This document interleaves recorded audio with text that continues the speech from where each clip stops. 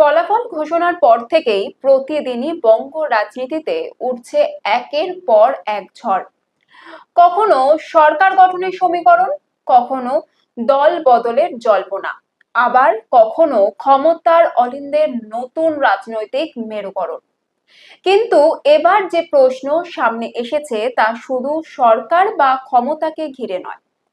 প্রশ্ন উঠছে একটি দলের অস্তিত্ব নিয়ে, একটি রাজনৈতিক পরিচয় নিয়ে, এমনকি একটি প্রতীক নিয়েও। একদমই ঠিক। কারণ এবার আলোচনার কেন্দ্রে রয়েছে তৃণমূল কংগ্রেসের সবচেয়ে বড় পরিচয়, জোড়াফুল প্রতীক। যে প্রতীককে সামনে রেখে মমতা বন্দ্যোপাধ্যায় বাংলার রাজনৈতিক ইতিহাস বদলে দিয়েছিলেন, সেই প্রতীক কি এবার তার হাতছাড়া হতে পারে? এই প্রশ্নই এখন ঘুরছে রাজনৈতিক মহলে। বুধবার বিদ্রোহী বিধায়কদের একটি চিঠি কার্যত নতুন বিতর্কের জন্ম দিয়েছে। সেই চিঠিতে দাবি করা হয়েছে, আমরা আসল তৃণমূল।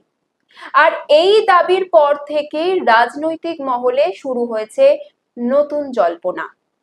এখানে সবচেয়ে গুরুত্বপূর্ণ বিষয় হলো সংখ্যা। দাবি করা হচ্ছে তৃণমূলের প্রতীকে জয়ী ৮০ জন বিধায়কের মধ্যে প্রায় ৬০ জন বিদ্রোহী শিবিরে রয়েছে। যদি সেই দাবি সত্যি হয়, তাহলে তারা ২/৩ বেশি সংখ্যাগরিষ্ঠতা দেখাতে পারবে। আর ঠিক এখানেই শুরু হচ্ছে আইনি লড়াইয়ের সম্ভাবনা। কারণ ভারতের রাজনীতিতে এমন ঘটনা এর আগেও দেখা গেছে। হ্যাঁ, আর তার সবচেয়ে বড় উদাহরণ মহারাষ্ট্রের শিবসেনা। ২০২২ সালে একনাথ শিন্ডের নেতৃত্বে অধিকাংশ বিধায়ক উদ্ধব ঠাকরের বিরুদ্ধে বিদ্রোহ করেন। দীর্ঘ আইনি লড়াইয়ের পর নির্বাচন কমিশন শিন্ডে গোষ্ঠীকেই আসল শিবসেনা হিসেবে স্বীকৃতি দেয়।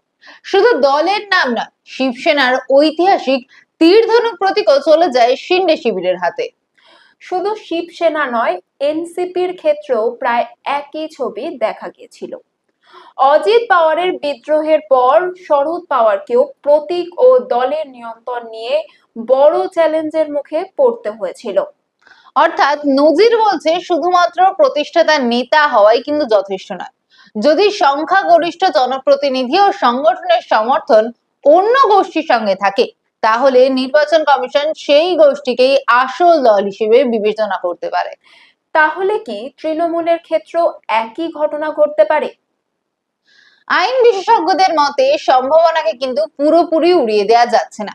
যদি বিদ্রোহী গোষ্ঠী প্রমাণ করতে পারে যে অধিকাংশ বিধায়ক এবং সংগঠনের বড় অংশ তাদের সঙ্গে রয়েছে, তাহলে তারাও নির্বাচন কমিশনের সামনে দাবি তুলতে পারে, আমরাই আসল তৃণমূল কংগ্রেস।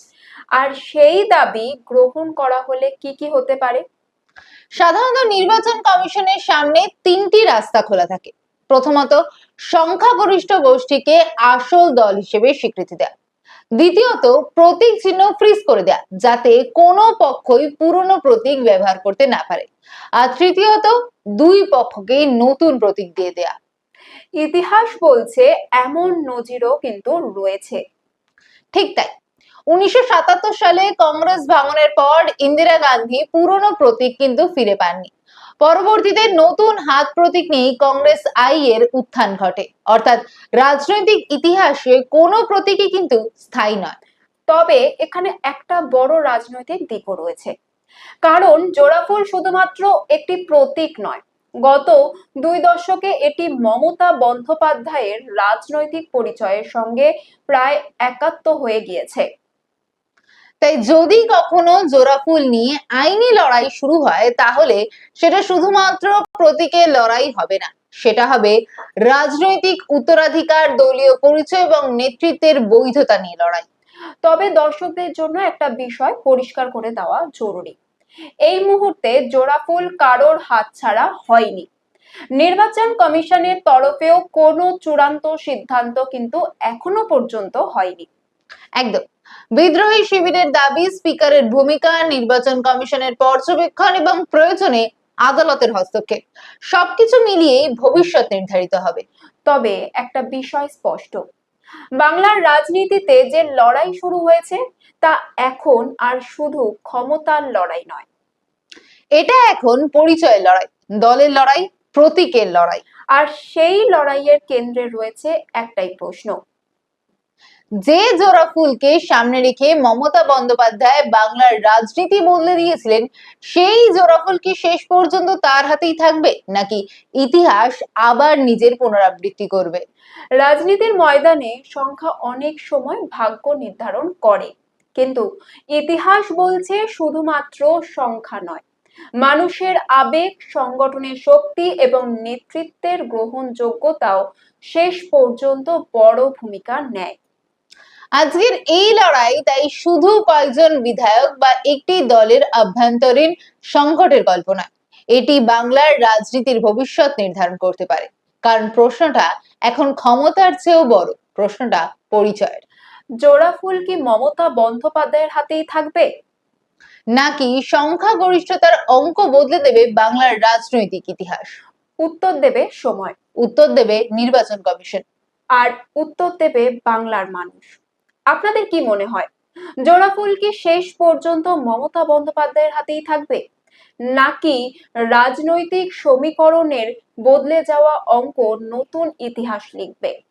কমেন্টে অবশ্যই নিজেদের মতামত জানান। ভিডিওটি ভালো লাগলে লাইক করুন, শেয়ার করুন, আর বাংলার রাজনীতির এমনই গভীর বিশ্লেষণ পেতে চ্যানেলটি সাবস্ক্রাইব করতে ভুলবেন না। নমস্কার।